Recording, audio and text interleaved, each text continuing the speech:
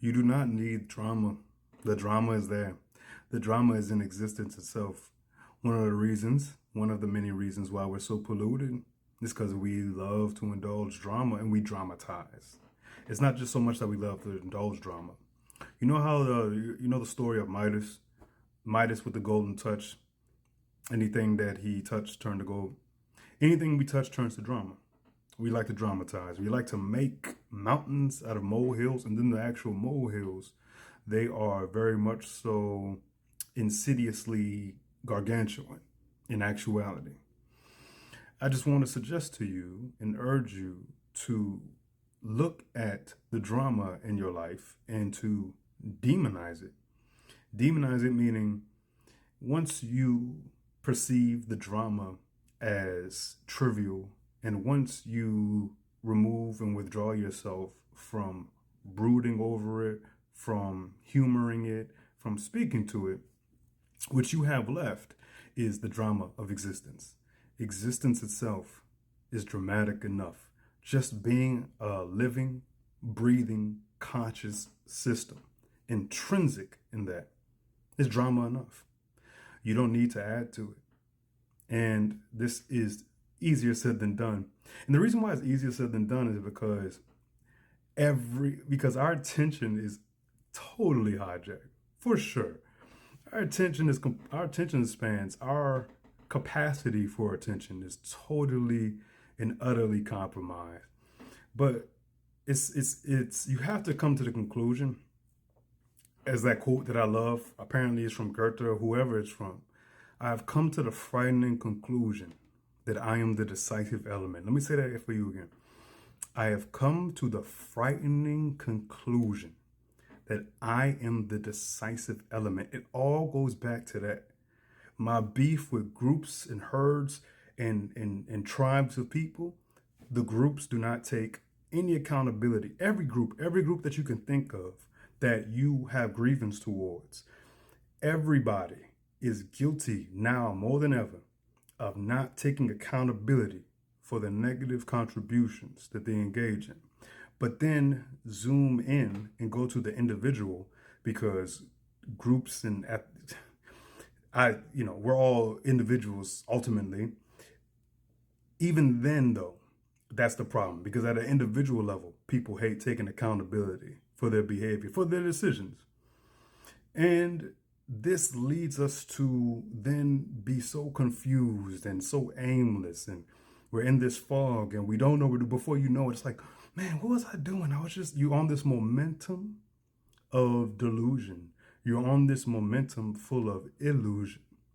And dude, I remember a question I used to ask myself in the past was, am I happy?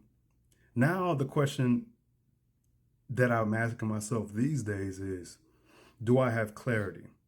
Because I suppose I'm happy. I'm as happy as a well-fed, sheltered human can to be quite frank.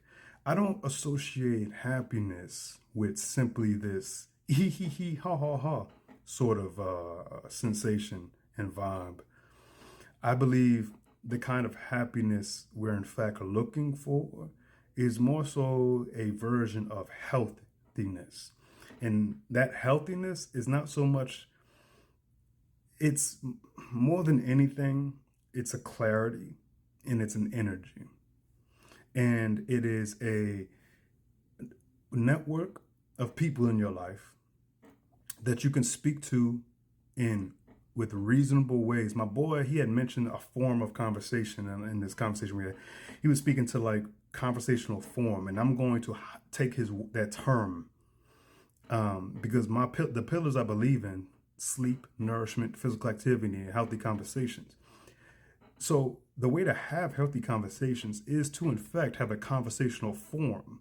A form meaning a technique, and a technique meaning a criteria where my interest when I talk to you is not to judge you. It is not to be victorious over you. It is not to be superior to you. It is not to avoid or evade being inferior to you. My intention is merely reciprocity and edification. And that's what it has to be about. We're so polluted, and we're all guilty of being complicit, though. It's our fault.